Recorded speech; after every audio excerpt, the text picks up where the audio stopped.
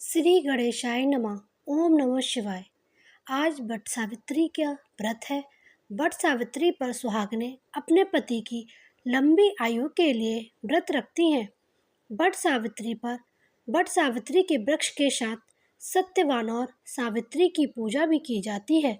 साथ ही विधि विधान के साथ पूजा करके वट सावित्री व्रत वट वृक्ष के नीचे कथा सुनी और सुनाई जाती है।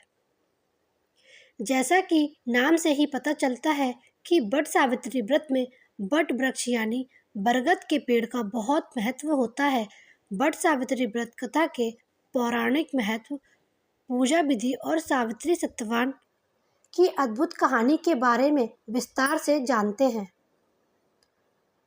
स्कंद पुराण की कहानी के अनुसार सावित्री का विवाह सत्यवान के साथ हुआ था। दोनों एक दूसरे के प्रति समर्पित थे। एक दिन सत्यवान लकड़ी काटने गए, लेकिन अचानक सत्यवान की तबीयत बिगड़ने लगी। जब सत्यवान घर आए तो बेसुध होने लगे। यह देखकर सावित्री ने सत्यवान का सिर अपनी गोद में रख लिया। इतने में यमराज सत्यवान के प्राण हरने लगे। यह देखकर सावित्री ने उन्हें रोकने का प्रयास किया, लेकिन यमराज यह कहकर सत्यवान के प्राण ले जाने लगे कि सत्यवान अल्प आयु थे, इसलिए उनका समय आ गया है।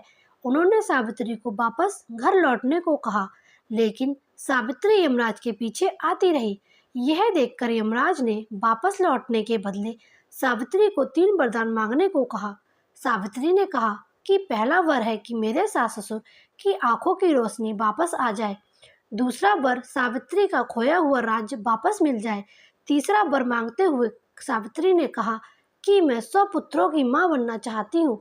यमराज ने अपना पीछा छुड़ाने के लिए सावित्री को तथास्तु कहा और वहां से सत्यवान के प्राण लेकर जाने लगे।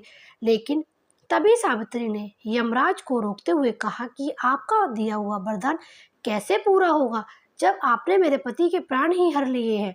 पतिव्रता स्त्री को देखकर यमराज ने सावित्री के पति सत्यवान के पति को वापस लौटा दिया। यमराज के कहने पर सावित्री घर के पास मौजूद वट वृक्ष के पास लौटी तो वहां पर सत्यवान के मृत शरीर में वापस प्राण आ गए।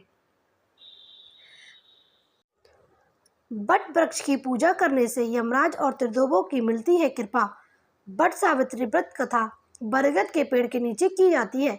इसका कारण यह है, मान्यता अनुसार वट सावित्री के दिन बरगद के पेड़ पर यमराज निवास करते हैं। इससे विवाहित स्त्रियां अपने पति की लंबी आयु के लिए यमराज से प्रार्थना करती हैं। साथ ही बरगद के पेड़ पर त्रिदेव भी निवास करते हैं। ऐसा माना जाता है कि जिस व्यक्ति के सिर पर त्रिदेव का हाथ होता है, उसका मृत्यु भी कुछ नहीं बिगाड़ सकती। बरगद पेड़ की छाल में भगवान विष्णु, जड़ में ब्रह्मा और इसकी शाखाओं में भगवान शिव निवास करते हैं।